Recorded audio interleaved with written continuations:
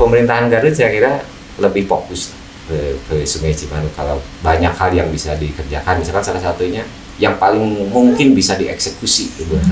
Bisa dieksekusi oleh pemerintahan baru nih terutama.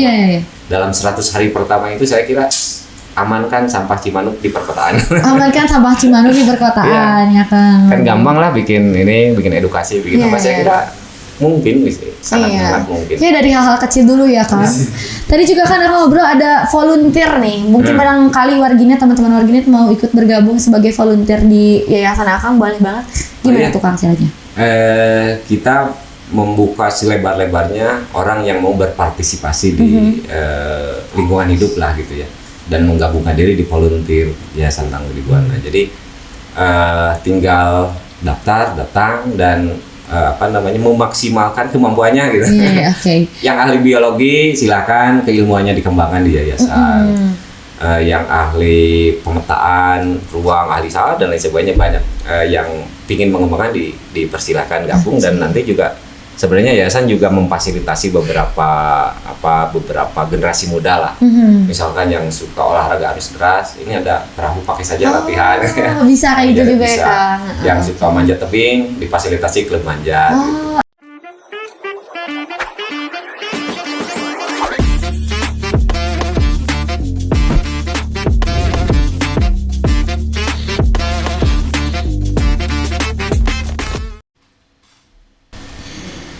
Assalamualaikum warahmatullahi wabarakatuh. Sampurasun warginet.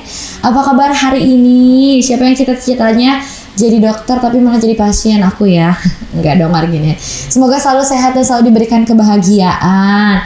Ngomong-ngomong warginet, sering banget ya muncul pepatah tentang hiduplah mengalir seperti air, yang tujuannya pasti selalu tercapai. Tapi kadang beberapa orang memaknai hal itu tuh kayak, kayaknya orang yang hidup seperti itu tuh nggak punya ambisi gitu ya, nggak punya tujuan hidup. Padahal sebenarnya prinsip itu mencerminkan pribadi yang pantang menyerah dan berpendirian. Karena seperti air yang terus mengalir, meski banyak rintangan yang menahan alirannya, ia akan terus mencari jalan keluar sekecil apapun. Kenapa sih Teh Awa ngomongin tentang air? Karena hari ini kita akan mendatangkan narasumber yang memang cinta terhadap lingkungan. Karena kalau mendatangkan narasumber yang cinta aku susah ya. Jadi kita datengin aja narasumber yang cinta dengan lingkungan. Udah ada bersama saya. Boleh tepuk tangan yang meriah untuk Kang Ebit. Halo Kang Ebit, apa kabar Kang Ebit? Alhamdulillah baik. Alhamdulillah baik ya Kang Ebit. Gimana hidupnya mengalir seperti air? Mengalir aja ya Kang Ebit. Boleh mungkin Kang Ebit sebelum kita berkenalan lebih jauh ya, kita sapa-sapa dulu di warginet yang mungkin penasaran Kang Ebit itu siapa? Ya, nama saya Ebit, jadi lengkapnya Usep Ebit Mulyana. Ini asal Garut, asli Garut. Asgar ya, asli Garut. Kang Ebit, aku tadi sempat sounding bahwa kita kedatangan sang pecinta lingkungan ya. Kang Ebit ini salah satu yang mencintai lingkungan nih sepertinya Kang Ebit. Dan aku dengar-dengar ini Kang Ebit punya salah satu yayasan yang bergerak di sana ya Kang Ebit? Iya, yayasan apa tuh? Yayasan Tangtu di Buana. Tangtu di Buana. Tangtu di Buana. Ada artinya nggak sih Kang itu? Tangtu di Buana itu semacam kepastian. Iya. Di Buana itu di Buana di alam dunia. Gitu. Di alam dunia. Jadi yang memang pasti-pasti aja gitu ya Kang ya. Aduh. Boleh nggak sih Kang dijelasin Akang ini sebagai apa di Yayasan Tangtu di Buana ini? Sekarang sebagai ketua. Sebagai ketua. Founder juga Kang? Iya. Yang mendirikan gitu ya. Kenapa Kang mau mendirikan yayasan yang fokusnya di sana? Karena dalam beberapa tahun terakhir itu kita itu melihat lingkungan itu semakin rusak, gitu, semakin mengkhawatirkan. Sementara memang aktivitas saya dan teman-teman pendiri yayasan itu memang dari sejak SMA itu sering ke gunung lah gitu. Jadi memang suka daki-daki. Mendaki. Suka mendaki. Apa yang paling mendorong Akang sendiri gitu ya, selain Akang telah mendaki, eksplor alam, apa sih yang mendorong Akang gitu untuk menciptakan yayasan ini? Saya kira bahwa perbaikan kehidupan manusia, kalau kita lebih mengistilahnya perbaikan peradaban, perbaikan peradaban manusia itu salah satunya memperbaiki lingkungan hidupnya.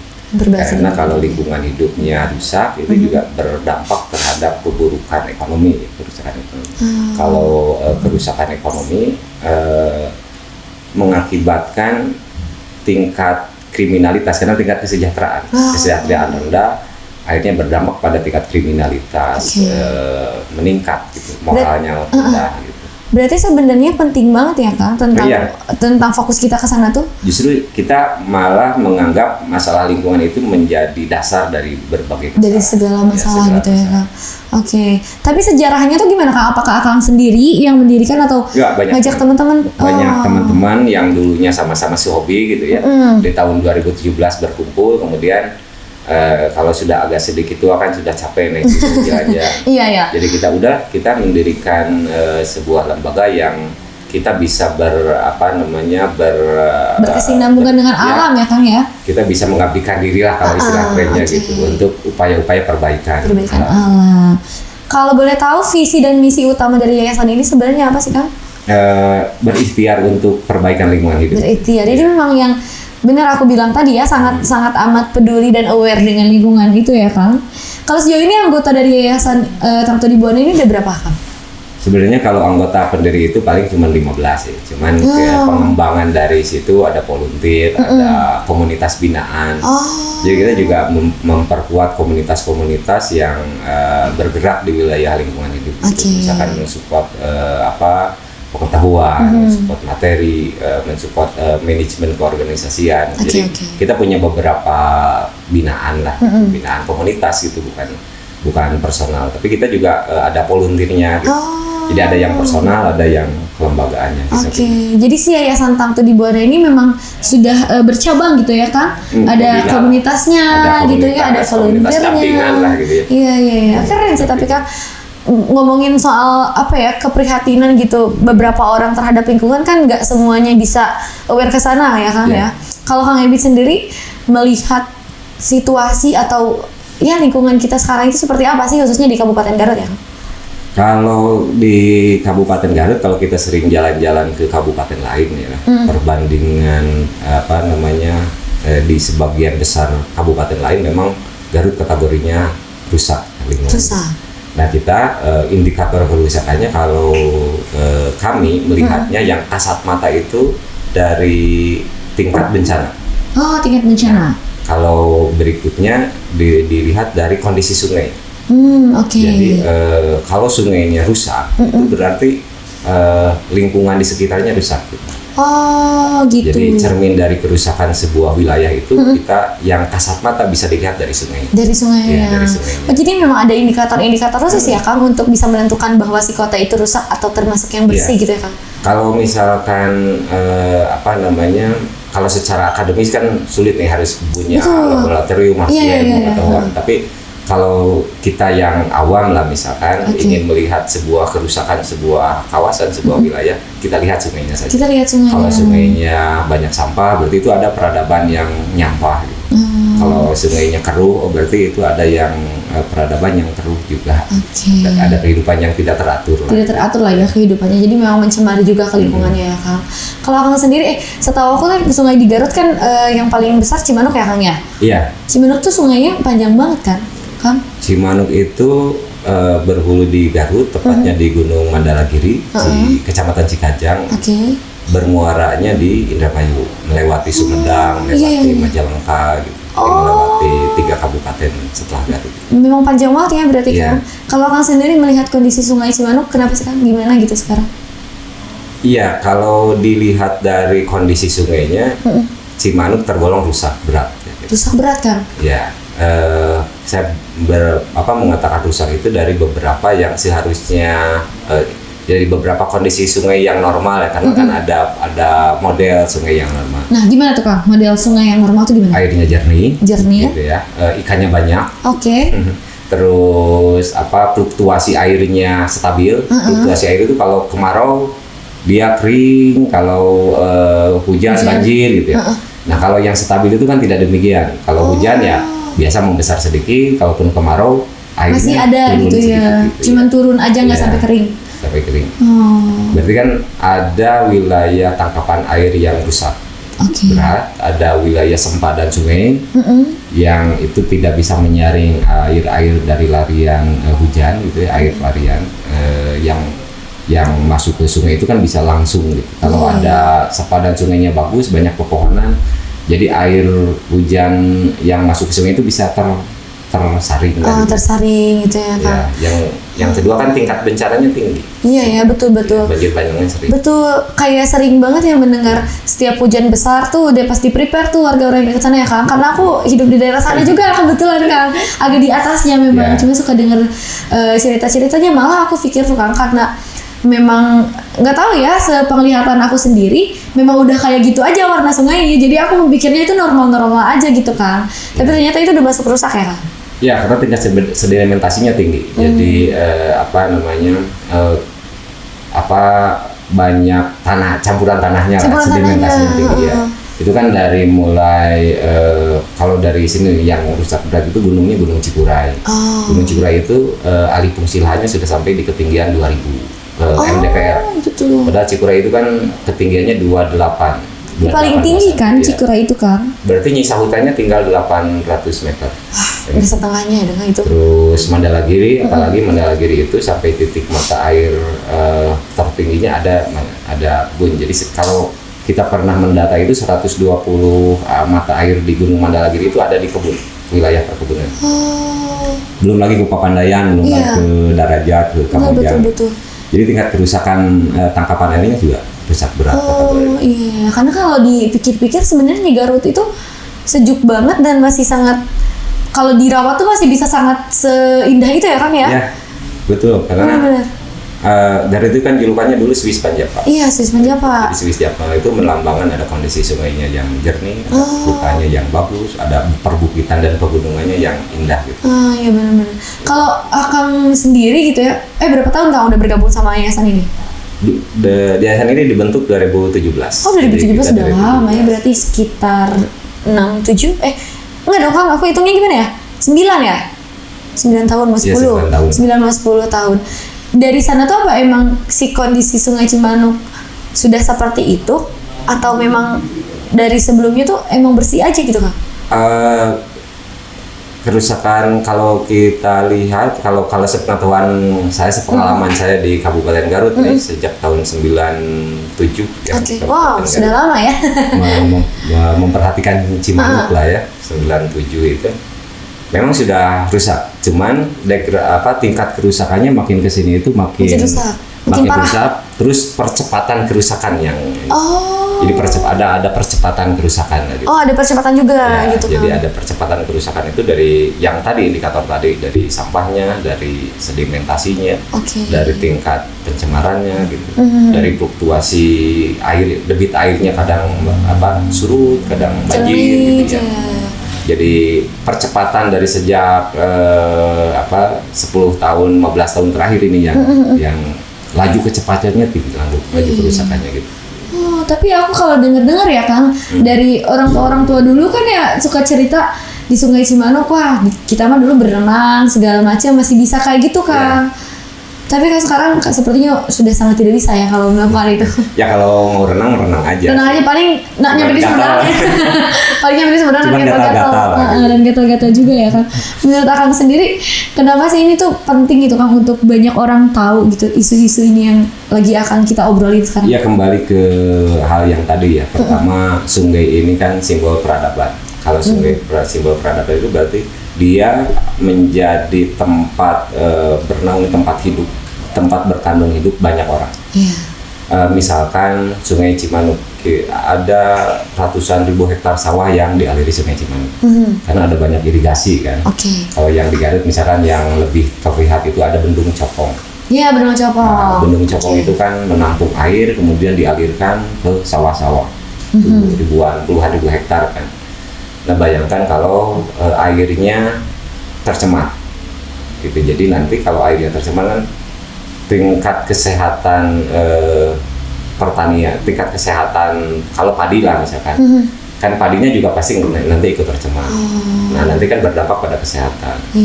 Yang kedua, pencemaran itu kan nanti berdampak pada kesehatan ikan, kesehatan hewan-hewan lah gitu.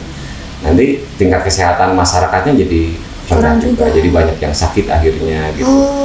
Yang kedua, tingkat debit air yang tidak stabil.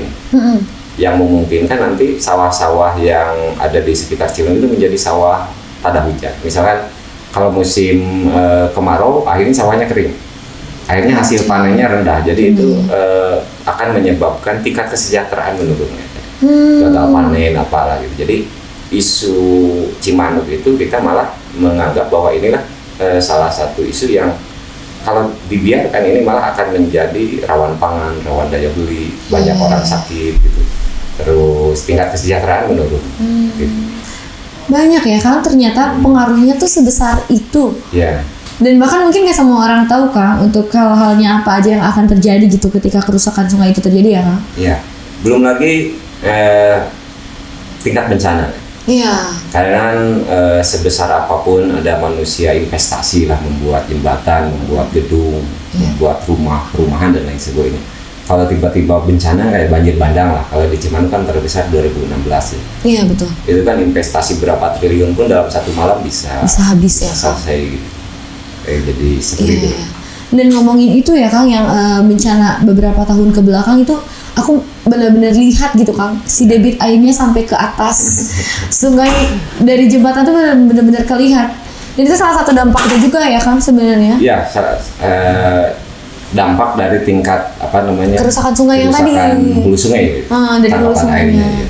Oke. Tapi Akang sendiri pernah nggak sih Kang mengecek gitu ke Sungai Cimanuk? Kayak tadi kan Akang bilang juga bagaimana banyak atau enggaknya si ikan sendiri gitu. Yeah. Kalau serusak Cimanuk tuh apakah emang udah nggak ada sama sekali si ikannya atau kayak gimana Kang? Kalau ikannya beberapa masih ada. Masih ada. Cuman kalau kesaksian dari tukang mancing mancing warga-warga sekitar gitu. Warga-warga sekitar ada beberapa ikan yang sudah sulit dicari. Iya. Kayak misalnya ikan kancra ikan-ikan Cimanuk ya. Kecuali mungkin ada ikan-ikan yang ekstansif, ikan-ikan luar, misalkan ada ikan sapu, ada ikan gitu. Oke. Nah, itu dari flora fauna dari biota airnya sudah karena tingkat sedimentasinya itu tinggi. Iya. Cukup memprihatinkan ya Kang kalau kita dengar gitu. Kalau yayasan Akang sendiri ya, Yayasan Tangtu di Buana tuh udah sempat melakukan upaya apa aja nih Kang untuk memperbaiki si keresahan-keresahan itu sendiri? Sebenarnya kita beberapa tahun ke belakang itu kan fokus di pengkajian daerah hulu sungai, tangkapan air lah. Okay. Misalkan kita beberapa melakukan kajian di kerusakan Gunung Cikuray, Mandalagiri, Papandayan sampai ke Darajat lah gitu. Itu kan banyaknya subdas. Jadi aliran sungai yang masuk ke Cimanuk itu subdas. Oh, subdas. Nah, subdas-subdasnya juga tangkapan airnya pada rusak sehingga menyebabkan tadi ada banjir bandang, ada tingkat sedimentasi. Nah, terus kan kalau sedimentasi dari Cikuray kan banyak sering menutup saluran-saluran irigasi. Itu kan juga pemborosan lagi gitu. Nah, kalau sekarang tahun-tahun ini kita fokus di persiapan ekspedisi Sungai Cimanuk. 2025 itu kita mau menyelenggarakan ekspedisi lebih pada bagaimana kita melengkapi data kawasan. Jadi kawasan das gitu ya. Okay. Kalau sungai itu kan Cimanuk itu cuman alirannya gitu. Kalau das itu menyangkut dari mulai subdasnya, tangkapan airnya gitu. Jadi kita mau melakukan sebuah ekspedisi dari hulu sungai, dari mata air tertinggi atau dari ujungnya banget gitu. Ya. Nah, rencana tahap 1 sampai di perbatasan Garut Sumedang. Oh, itu tahap satunya. Tahap satunya. Jadi kita akan mencoba menginventarisir tingkat kerusakan subdas, penyumbang sedimentasi tertinggi itu sebenarnya subdas mana ya? Okay. Karena subdas itu kalau di kota itu kan ada subdas Cikamiri, ada subdas Ciwalen, Cimahi, Cipejeh yang di Maktalit. Nah, kita akan mencoba mengkaji itu lebih mendetailkan, lebih mencoba fokus dari mana tumpukan sampah yang banyak itu sebenarnya di mana TPS ilegal sepanjang TPS itu tempat pembuangan sampah ya. Nah, ilegal di pinggir sungai itu kebanyakan di wilayah mana? Terus tingkat pencemaran airnya penyumbang dari misalkan dari subdas atau di titik mana nih penambahannya yang paling banyak. Jadi di ekspedisi itu kita akan mencoba menampung data Oh menampung seru data sih secara kayaknya itu. Tapi detil. aku boleh gak Kang ikut itu ekspedisi? boleh. Seru banget kayaknya ketika ngobrol-ngobrol ternyata memang sepenting itu ya untuk Iya. tahu dan paham. Dan mungkin itu menjadi langkah awal gitu Kang untuk memperbaiki lah. Ya, karena kan saya kira kalau kita mau penelitian Cimanuk, saya kira tidak ada pihak yang punya data spesifik. Oke. Gitu. Ada pihak, misalkan pihak-pihak terkait, jadi parsial lah gitu ya. Misalkan tingkat pencemaran, paling kita ke Dinas Lingkungan Hidup misalkan. Iya. Itu juga kadang-kadang tidak begitu update loh ya. Gitu. Tidak mencerminkan banyak sampling, banyak titik yang. Itu sebenarnya tugas siapa Kang? Harus punya data itu semuanya? Ya sebenarnya kalau titik fokusnya di pemerintah lah. Di pemerintah ya. langsung ya sebenarnya itu. Kayak mencari data kerusakan kawasan juga ya jarang yang update lah. Update ya, Jadi Kang. terpisah kita coba di ekspedisi kita punya data sendiri lah. Oke, jadi Akang yang berinisiasi lah sendiri. Iya. Aduh, greget gitu ya Kang ya, nungguin ini nggak update, jadi kita aja gitu ya Kang yang bikin sendiri. Kita aja, kemudian rencananya sih ini kita mengundang banyak partisipasi banyak orang untuk terlibat. Oke. Karena di teknis ekspedisi itu kan ada yang jalan kaki, ada yang pengarungan pakai perahu. Oh, Jeram gitu ya. seru. Jadi kita arung Seru, jeram. aduh, gitu ya. makin mau nih ikut nih sepertinya aku. Boleh, boleh. Boleh ikut ya Kang berarti nanti. Boleh. Oke, berarti memang itu ada salah satu campur tangan pemerintah harusnya Kang ya dalam hal pembersihan atau perbaikan. Sebenarnya kita justru malah bukan campur tangan ya. Tapi apa tuh, Kang? Pemerintah itu mengambil komando seluruhnya gitu. Oh, jadi harusnya kepalanya di sana gitu ya Kang. Iya, karena kan kalau masyarakat itu banyak keterbatasan. Betul. Kayak volunteer itu kan terbatas, ada yang sudah menikah, baru menikah, ada yang cari kerja, ada yang sudah bekerja. Secara waktu kita banyak keterbatasan. Secara pembiayaan lah ya, pembiayaan kita juga ya seadanya, ada uang jalan. Gitu. Nah kalau pemerintah kan saya kira personilnya ada, terus dipenuhi orang-orang yang memiliki kapasitas lah, ada dokter, ada profesor kan, betul. ada ahli-ahli gitu. Iya, Terus lagi sumber daya finansialnya juga sudah pasti ada ya. Pasti ada lah ya. Pasti ada lah ya kalau dari Selama pemerintah. kita bayar pajak pasti ada. Betul sekali. Jadi bayar pajak ya, betul. Artinya jangan lupa bayar pajak loh biar semuanya bersih ya Kang. Iya sih betul. Tapi selain sungai gitu Kang ya, sepengamatan atau sepenelitian dari Yayasan Tim Akang sendiri, apa aja tuh yang tergolong rusak di Garut sendiri?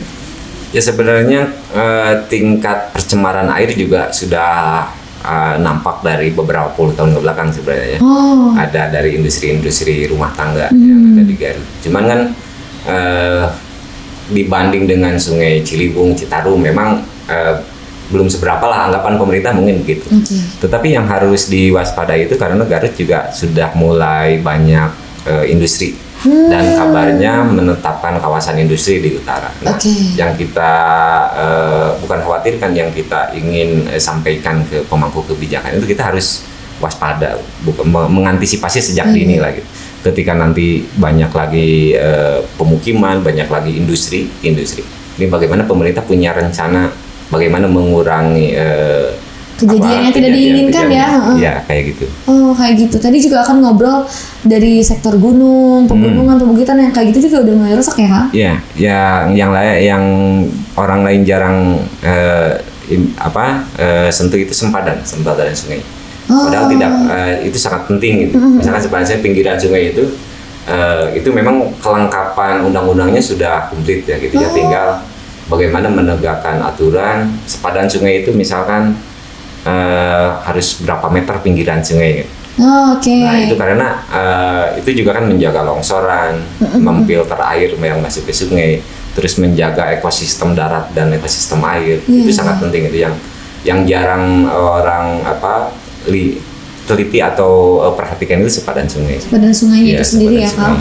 Berarti memang kunci dari semuanya tadi sungai gitu Kang. Balik lagi ya, kayak yang tadi Akang bilang kerusakan di gunung, di mana. Balik lagi di sungai ya Kang ya. Kan nanti satu kawasan das itu menjadi satu kawasan daur hidrologi. Jadi kalau nanti hutan tangkapan airnya rusak, hutan-hutan di pinggiran sungainya rusak, itu juga mengubah siklus hujan lah gitu, siklus daur hujan, siklus musim, siklus apa. Jadi memang alat ukurnya memang sungai. Memang sungai ya alat ukurnya. Yang bisa dengan kasat mata. Dengan kasat mata sendiri ya. Yeah. Kalau Yayasan Akang sendiri sudah berkolaborasi dalam segi apa aja nih bersama pemerintah atau mungkin belum sama sekali? Belum sama sekali. Oh belum sama sekali. Tapi untuk maksudnya untuk yayasan ini sendiri, apakah pemerintah mengetahui ada gitu? Oh iya, kita kegiatan ini kita pertama memberi pemberitahuan, yang kedua kita punya rekomendasi dari yang berwenang Kesbangpol. Oh dari Jadi kita Kesbangpol juga ada rekomendasi. Gitu. Kalau hubungan-hubungan baik administrasi dan lain sebagainya kita kolaborasi ya, gitu. Kolaborasi gitu. Cuman dalam program-program lingkungan itu kita tidak pernah berkolaborasi. Tidak pernah itu dari pihak yayasannya yang tidak pernah mengajukan atau dari pemerintahnya nih malahan yang sebenarnya enggak ini? Kita mencoba membatasi kerjasama yang berhubungannya dengan ada finansial. kita sebenarnya mau saja misalkan kerjasama, tetapi dalam program ayo kita kerja bareng gitu. Gitu. Oke. Jadi memang belum sempat ada gitu ya Kang kolaborasi dengan pemerintahan. Kita tidak sempat mengajukan. Tidak sempat mengajukan ke sana juga, mungkin ada alasannya ya. Tapi nanti kita ngobrol di belakang. Kalau alasannya itu ya agak serem nih kalau saya ngobrol di sini gitu. Tapi ada harapan mungkin Kang untuk kedepannya supaya bisa berkolaborasi sama pemerintahan. Ya sebenarnya kan kalau harapannya yang menjadi yang mengambil komandonya pemerintah. Tetap di sana komandonya ya. Di sana komandonya karena dengan berbagai instrumennya pemerintah harus mampu. Harus bisa. Harus bisa. Kalau kita bisa membereskan 1 TPS, kalau pemerintah bisa jadi 100 TPS bisa beres. Apalagi ada kebijakan. Kalau saya memandang pemerintah kan ada kebijakan, ada program. Dia pemerintah, apalagi pemerintahan yang baru ya. Dia harus mengeluarkan kebijakan yang pro lingkungan hidup. Yang kedua dia harus menurunkan program juga yang perbaikan lingkungan hidup. Karena kan kayak sekarang di visi misi pemerintahan yang baru kan gencar misalkan pembangunan berkelanjutan. Iya. Terus pembangunan dengan mengedepankan ekonomi hijau. Ekonomi hijau betul. Nah itu kan dasarnya lingkungan. Dasarnya lingkungan. Sementara seandainya mereka mengembangkan pangan, mengembangkan perikanan dan lain sebagainya, kalau lingkungannya tidak terjaga kan betul. sama aja ya kan sama aja merusak malah pada akhirnya betul-betul ya. Jadi data dari kita nanti atau temuan-temuan kita memang akan direkomendasi ke pemerintah daerah lah ya, pemerintah daerah. Ada yang ke pemerintah provinsi, ada yang ke pemerintah pusat gitu. Karena memang di wilayah sungai itu, daerah aliran Sungai Cimanuk itu kan ada berbagai instansi yang ini berbeda gitu. Jadi kalau masalah hutan itu kan pemerintah daerah tidak punya kewenangan. Jadi mungkin kita akan merekomendasi ke pemerintah pusat. Jadi sesuai tugasnya ya. Tugasnya. Kalau nanti misalkan ada yang wilayah kerjanya Bappedas atau PSDA provinsi, kita akan ke sana pengajuannya. Yang dekat misalkan Garut masalah sampah, masa sih gitu ya. Ini bener. Kabupaten Garut lah. Betul. Iya sih itu. Gitu. Sampah tuh di Garut kenapa ya Kang ya? Ya karena ini kan sampah perkotaan gitu. Saya kira kalau sampah perkotaan di taruhlah Bayongbong, terus Garut Kota, Tarogong Kidul, Banyuresmi, itu saya kira wilayah pelayanan Dinas Lingkungan Hidup. Saya kira harus bisa gitu. Harus bisa orang ya. tidak membuang sampah di sungai. Waduh. Ini saya pertama kali loh membawa podcast seserius ini loh Kang. Tapi aku juga mau ngobrol-ngobrol banyak sih, masih pengen banget yang aku tanyain ke Akang Ebit ini. Tapi sebelumnya kita break dulu ya Kang. Ya. Kita minum-minum dulu lah. Kita akan rehat sejenak ya teman-teman Arginet. Jadi jangan kemana-mana, tetap di podcast Suara Garut ID, suara Anda kami beritakan.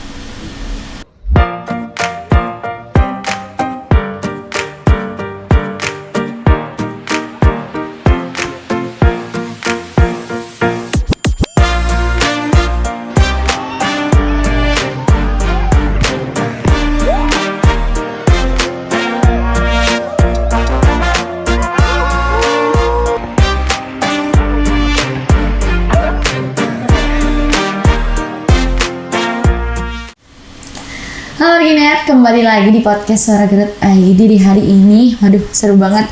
Asli perbincangannya seru banget dan benar-benar edukatif, gak cuma benar-benar seru, tapi aku benar-benar interest gitu dengan apa aja yang kita obrolin. Dan masih bersama Kang Ebit ya, Kang Ebit hari ini. Aduh, tadi kita udah ngobrolin berbagai macam tragedi ya.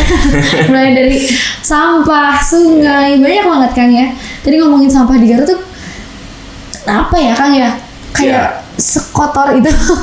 Kita hari Minggu kemarin ya tanggal 19 itu mencoba ngambil sampling dari satu jembatan. Oke. Itu sudah diangkat 1 ton sampah, itu masih banyak. Oh masih ada? Masih ada. Dan jadi totalnya berapa ton Kang itu setelah diangkat semuanya? Oh, kita cuma mampu mengangkat 1 ton sampai aja. jam 3 sore itu. Oh itu apa kalian angkatnya pakai tenaga? Oh iya, pakai karung. Jadi kita mengumpulkan 50 karung ya. Jadi bersama sampah volunteer itu? Iya, bersama volunteer itu. Oh. Sampai jam 3 gitu, satu karungnya kan 50 kilo. Oke. Nah, terus banyak yang tidak terangkat itu karena banyak yang buang barangkal. Barangkal itu bekas bangunan. Iya, yang besar-besar ya Kang? Iya, yang besar. Jadi banyak sampah tertumpuk oleh barangkal, jadi tidak bisa diangkat sih. Nah, yang keangkat dalam satu satu pembuangan saja misalkan 1 ton. Cuma itu 1 ton doang? tidak terangkat semua. Gitu. 1 ton tuh banyak banget kan pasti kan? Ya banyak banget, 2 mobil lah gitu. 2 mobil besar. Itu baru 1 jembatan maksudnya gitu. Iya, Jadi yang kota jembatan ya. itu ada 4 jembatan. Jembatan Rumah Sakit, jembatan Lewi Daun, di Guntur sama Cepong. Jadi kita belum lagi ngobrolin ada TPS ilegal, ada pembuangan di sekitar itu juga bisa jadi berapa belas. Tapi ngomongin TPS ilegal itu sebenarnya ada peraturannya Kang, harusnya kan? Ya yang yang kita istilahkan TPS ilegal itu TPS yang tidak mendapatkan mendapatkan izin inilah. gitu ya. Harusnya kan ada izin-izinnya gitu ya Kang. Kalau bahasa Sunda itu jarian gitu ya. Jarian gitu ya Kang. Iya. Itu kan maksudnya ada tindak pidananya kah atau ketika ada hal-hal seperti apa? Saya ada tidak tahu sanksi? kalau regulasi itu. Oh, regulasi itu kurang Iya. tahu ya Kang. Iya. Sayang banget loh itu Kang. Ya, jadi harusnya memang idealnya orang dinas yang berkait dengan masalah sampah itu ya, idealnya melakukan pemetaan, peninjauan ulang lagi gitu ya Kang. Bagaimana menjadi memprioritaskan kan ada sampah-sampah yang jadi prioritas nih, ada daerah prioritas, misalnya daerah perkotaan, daerah perkantoran, pinggir-pinggir jalan. Yang harus berikutnya menjadi prioritas itu kan pinggir-pinggir sungai. Iya. Jadi harusnya ya bagaimana lah, misalkan ada sosialisasi, ada penyediaan. Betul. Edukasi lah ya terhadap masyarakat. Iya. Kalau limbah Kang tuh gimana tuh Kang? Ada kalau dari Yayasan Akang sendiri apakah ada peninjauan tentang limbah, pembuangan limbah yang kayak gitu itu? Kita baru memotret lah, baru misalkan ada ada perubahan di warna air dan di bau. Oh, ada itu ngaruh ya Kang kalau dari limbah? Kita belum mencoba melakukan uji lab lah, misalkan apakah ini zat pencemar, zat berbahaya dan lain sebagainya gitu. Okay. Kalau perubahan warna, perubahan bau itu ada. Oh, biasanya gimana tuh Kang? Warnanya atau baunya? Ada yang hitam, ada yang merah. Oh, sampai hitam ya Kang ada? Ada rubah-rubah ya. Itu kategori limbahnya gimana Kang? Yang merah tuh limbah apa gitu nggak atau? Kita belum mendeteksi. Belum sampai ke sana berarti. Oh, berarti memang ada sih beberapa sungai yang atau enggak apa sih aliran air yang masih kalau lewat ke sana aja tuh bau gitu ya Kang? Kalau lewat ke sana bau. Misalkan kalau kita kan ngambil sampling di 3 kilo nih. Pra ekspedisi itu kita ngambil sampling di 3 kilo untuk menguatkan materi nanti ekspedisi. Di masalah sampah, masalah limbah gitu. Terus masalah sempadan sungai. Nah di 3 kilo itu kita menemukan ya sekitar setelah kalau kan kita pakai perahu. Kita pakai perahu. Jadi kalau sudah melewati jembatan Guntur, itu kita sudah mulai mencium aroma ada bau dari air gitu ya. Dari airnya sendiri dan masih belum diketahui itu dari limbah apa gitu ya, si baunya itu sendiri. Akang tadi kan ngobrolin bahwa perlu perhatian khusus lah gitu, terutama bagi Garut yang beberapa kawasannya akan dijadikan kawasan industri juga ya Kang? Iya. Pertama kan untuk antisipasi ke depan ketika ada kawasan industri. Gitu. Jadi kan kawasan industri itu adalah satu kawasan yang nanti banyak banyak industri-industri yang tumbuh lah gitu ya. Nah kan itu juga harus menjadi perhatian khusus. Betul. Bagaimana nanti ke depan membuat pengelolaan yang baik agar si limbah cair atau limbah padat itu tidak masuk ke sana ke sungai gitu. Okay. Yang kedua kan ada kalau Garut itu kan kalau kita kalau kita simak itu yang jadi tagline utamanya wisata. Betul, Garut kota wisata banyak banget kan ya. Teman-teman aku juga kalau yang dari luar kota ke Garut wisatanya kemana aja sih katanya banyak gitu ya kan. Gimana tuh Kang menanggapi itu? Kan wisata yang ditawarkan wisata alam. Kalau wisata alam, kalau alam rusak yang dijualnya mau jadi apa? Iya benar ya, apa yang mau dilihat bener banget. Terutama sekarang mungkin ngobrolin beberapa tempat wisata di Garut udah ada yang mulai rusak juga mungkin ya Kang ya Kak? Iya kan si wisata alam atau alam Garut itu yang jadi modal utama pariwisata. Jadi Garut itu dianugerahi alam yang indah lah ya. Betul banget. Gitu. Nah, saya kira keindahan ini harus dijaga dengan baik. Terus yang begitu airnya tetap harus jernih gitu. Pohon-pohonnya di wilayah-wilayah yang tertentu itu harus dijaga. Gitu. Karena wilayah tertentu itu kan tidak semuanya harus dihutankan. Jadi ada lah yang boleh digarap, tapi dengan bijak. Gitu. Jadi kalau mata air tidak boleh jadikan kebun kayak gitu. Kalau di luar mata air, kalau mau dikebuni ya gitu. Itu boleh-boleh aja gitu. Memang ada tingkat perlindungannya gitu ya Kang ya? Iya. Jadi memang nanti juga kalau petani sebenarnya sudah paham lah misalkan etika pertanian, misalkan kemiringan berapa ini yang bisa ditanami. Kalau pemerintah kan ngasih misalkan di dekat mata air jangan ditebang, sudah paham lah, tinggal ada kesadaran. Benar. Tapi tingkat perlindungan yang diberikan itu sebenarnya kan memang dari pemerintah juga ya Kang ya? Iya, memang ada kebijakan pemerintah pusat ya terhadap perlindungan hutan. Nah kalau di Garut itu kan kawasan hutannya luas. Benar. Luas itu kawasan hutannya. Nah, tapi kebijakan perlindungan terhadap alamnya ini saya kira masih rendah ya. Karena beberapa gunung kawasannya masih hutan lindung. Hutan lindung. Ya, hutan lindung. Kalau diurutin tuh Kang, maksudnya yang dari yang tertinggi. Ada konservasi misalkan, ada hutan konservasi, nanti ada KSDA lah yang ini ya, konservasi, terus nanti ada TWA gitu, ada hutan. TWA itu apa tuh? Taman Wisata Alam. Taman Wisata Alam, ada hutan lindung, ya, TWA. Nah nanti hutan lindung, ada hutan produksi, titik terendahnya mungkin hutan lindung lah perlindungannya gitu. Kalau hutan produksi kan sebuah hutan yang untuk diproduksi dan masih ada perawatannya juga gitu ya Kang ya. Terus apa Kang? Kalau aku suka denger tuh apa cagar alam ya. Nah, kalau cagar alam sama si TWA itu apa yang membedakannya Kang?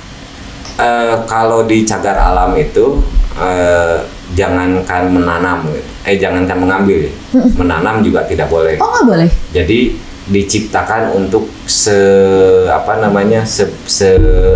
diciptakan untuk sebesar-besarnya untuk pemuliaan gitu. Pemuliaan jadi, alam gitu. Dibiarkanlah alam seperti itulah ya, gitu. Untuk kalau ini untuk melestarikan genetik keaslian gitu. Oke. Biarkanlah alam tumbuh dengan sukses. Dengan sendirinya gitu ya. Jadi walaupun rusak itu mungkin direhab oleh manusia juga tidak bisa gitu.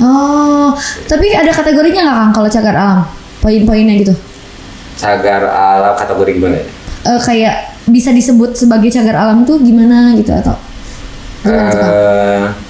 Sebenarnya saya belum menemukan apa alasan satu kawasan dibuat cagar alam ya. Cagar alam ya. Cuman mungkin kalau yang umum misalkan ada kawasan Suaka Marga Satwa, mungkin karena ada satwa yang hidup di sana ya. Iya, kayak gitu. Nah, kalau cagar alam mungkin tadi ada kawasan penting secara ekologis ya. Ada misalkan tumbuhan-tumbuhan yang harus dilindungi. Satwa-satwa yang harus dilindungi gitu. Sebenarnya ada ekosistem yang harus dilindungi. Oke, paham. Oke, salah. Kalau cagar alam di Garut yang terhitung cagar alam itu daerah mana aja, Kang? Kalau sepengetahuan saya yang berkaitan dengan Cimanuk ya. Boleh yang berkaitan dengan Cimanuk lagi nih ya kita lagi. Yang berkaitan dengan Cimanuk mungkin dari Papandayan sampai ke Kamojang Guntur. Itu nyambung ke Cimanuk juga ya? Iya, ke Cimanuk terus Talaga Bodas. Talaga Bodas. Ada cahaya. Itu nyambung juga ke sana ya Kang ternyata. Memang berarti luas banget ya Kang kalau kita ngobrolin tentang lingkungan yang awalnya bermuara di sungai itu sampai luas sekali gitu ya Kang ya? Ya karena sungai itu ada titik terendah jadi akhirnya air mengalir dari titik tertinggi ke titik terendah kan jadi cermin gitu.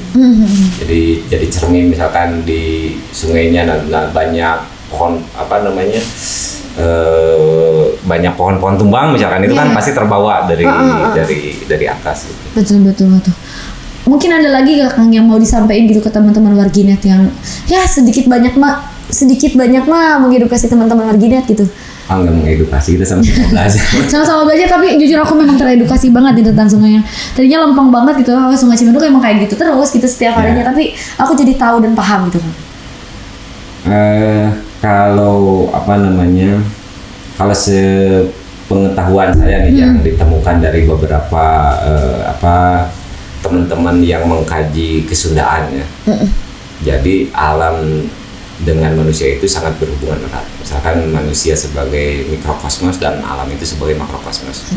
Nah, jadi kerusakan alam itu adalah kerusakan manusia sendiri. Dan ketika manusianya rusak, alamnya juga pasti rusak. Jadi sebuah hubungan erat yang tidak bisa dipisahkan. Jadi kalau misalkan di Sunda itu punya keyakinan kalau misalkan manusianya secara moralnya jelek, itu akan mengakibatkan bencana.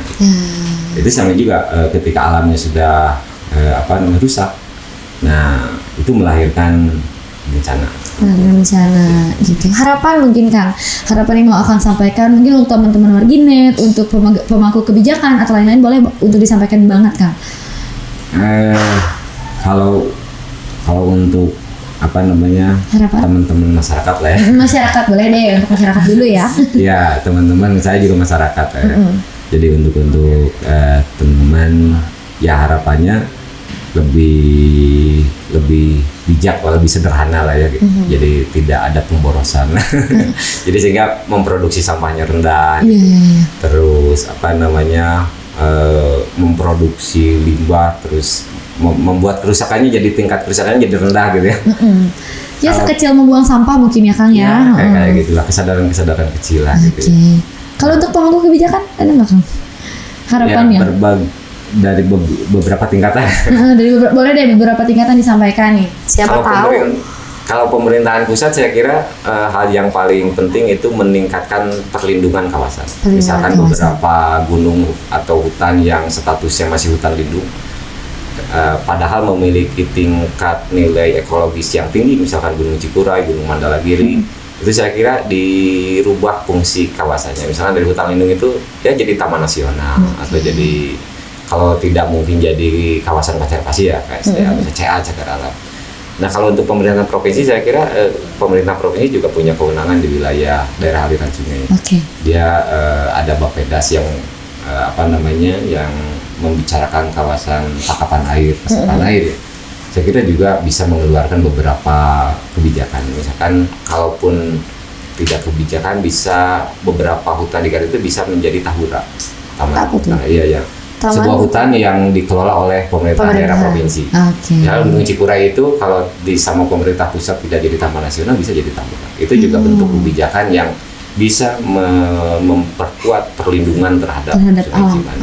Terhadap alam dan akhirnya ke Sungai Cimanuk juga ya Kang. Kalau pemerintahan Garut saya kira lebih fokus ke Sungai Cimanuk. Kalau banyak hal yang bisa dikerjakan, misalkan salah satunya yang paling mungkin bisa dieksekusi, bisa dieksekusi oleh pemerintahan baru nih terutama.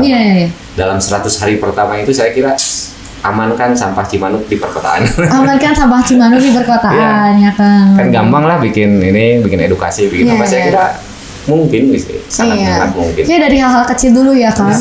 Tadi juga kan aku ngobrol ada volunteer nih. Mungkin barangkali Warginet, teman-teman Warginet mau ikut bergabung sebagai volunteer di Yayasan Akang, boleh banget. Gimana tuh Kang caranya? Kita membuka selebar-lebarnya orang yang mau berpartisipasi di lingkungan hidup lah gitu ya, dan menggabungkan diri di volunteer Yayasan Tangguh di Buana. Jadi tinggal datang dan memaksimalkan kemampuannya gitu. Yang ahli biologi silakan keilmuannya dikembangkan di yayasan.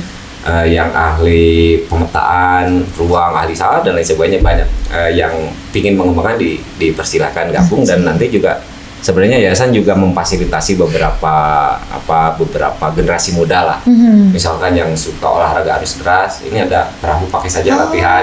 Bisa kayak gitu juga ya, Bisa. Kang. Yang suka manjat tebing difasilitasi klub manjat. Oh, ada juga ternyata, Ada Kang. juga, gitu. Instagramnya ada nggak, Kang? Ada, Yayasan Tangtu. ada. Apa tuh? Boleh disampaikan ke warga? Tangtu di Buana Foundation.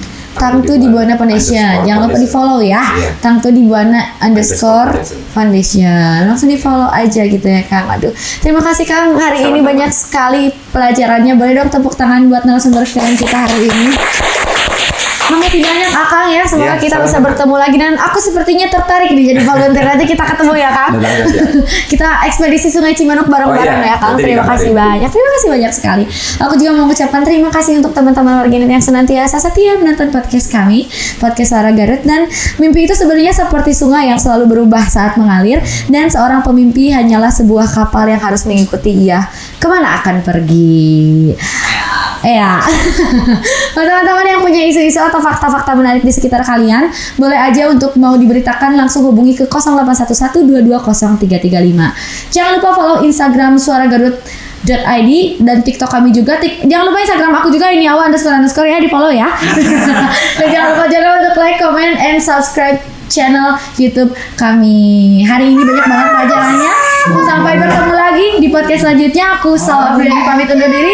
Wassalamualaikum warahmatullahi wabarakatuh. Terima kasih, Kang Abi.